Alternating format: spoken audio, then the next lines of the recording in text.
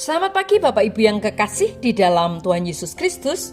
Pagi hari ini saya Iko Wahyu Suryaningsih kembali menyapa dengan kebenaran firman Tuhan yang terdapat dalam Mazmur 23 ayat 3. Mazmur 23 ayat 3. Ia menyegarkan jiwaku, ia menuntun aku di jalan yang benar oleh karena namanya. Amin. Bapak Ibu yang kekasih di dalam Tuhan, ketika kita takut membuat keputusan yang salah, itu akan menciptakan stres di dalam kehidupan kita. Akan menciptakan ketegangan, akan menciptakan permasalahan di dalam hidup kita. Tetapi Tuhan memiliki penawar untuk keraguan-raguan kita, untuk ketakutan kita atau kekhawatiran kita. Dalam Mazmur 23 ayat 3 mengatakan, ia menuntun aku di jalan yang benar oleh karena namanya.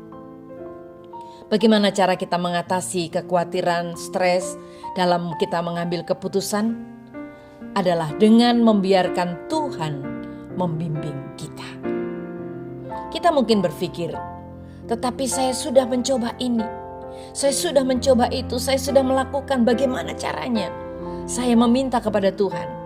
Bapak Ibu yang kekasih di dalam Tuhan, kita meminta Tuhan untuk membimbing kita. Tetapi seringkali kemudian kita menjadi lebih bingung dari sebelumnya.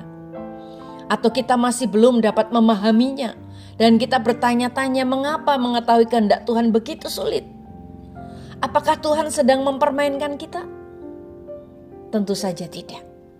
Tuhan ingin membimbing kita sungguh-sungguh. Dia ingin kita mengetahui kehendaknya lebih dari keinginan kita. Namun terkadang kita mencari hal yang salah saat kita mencoba menemukan kehendak Tuhan. Kita semua melakukan ini. Sebagian dari kita mencari melalui perasaan kita. Sebagian kita menginginkan formula atau resep untuk kita ikuti. Dan yang lain mengambil pendekatan ajaib dan berharap Tuhan menunjukkan tanda-tanda yang fantastis, yang luar biasa, yang mengejutkan. Namun cara-cara ini hanya akan membuat kita frustasi dan dapat menyebabkan kita kehilangan kehendak Tuhan. Kalau begitu, apakah Tuhan tidak ingin kita bingung? Ya, Dia tidak ingin kita bingung. Tuhan tidak ingin kita stres. Tuhan tidak ingin kita kacau pikirannya karena harus membuat keputusan. Dia ingin kita meminta bimbingannya sebelum membuat keputusan, lalu percaya kepadanya dan kebaikannya setelah keputusan itu dibuat. Saat kita melakukannya, Dia membebaskan kita dari keraguan-raguan terhadap diri sendiri.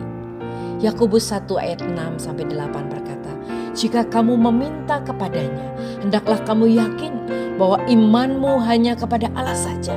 Jangan bimbang. Sebab orang yang tidak setia sama seperti gelombang laut yang diombang-ambingkan kian kemari oleh angin. Janganlah orang yang demikian mengharapkan sesuatu dari Tuhan. Sebab kesetiaannya terbagi antara Allah dan dunia, dan segala perbuatannya tidak tetap. Jadi Bapak Ibu, inilah kabar baiknya.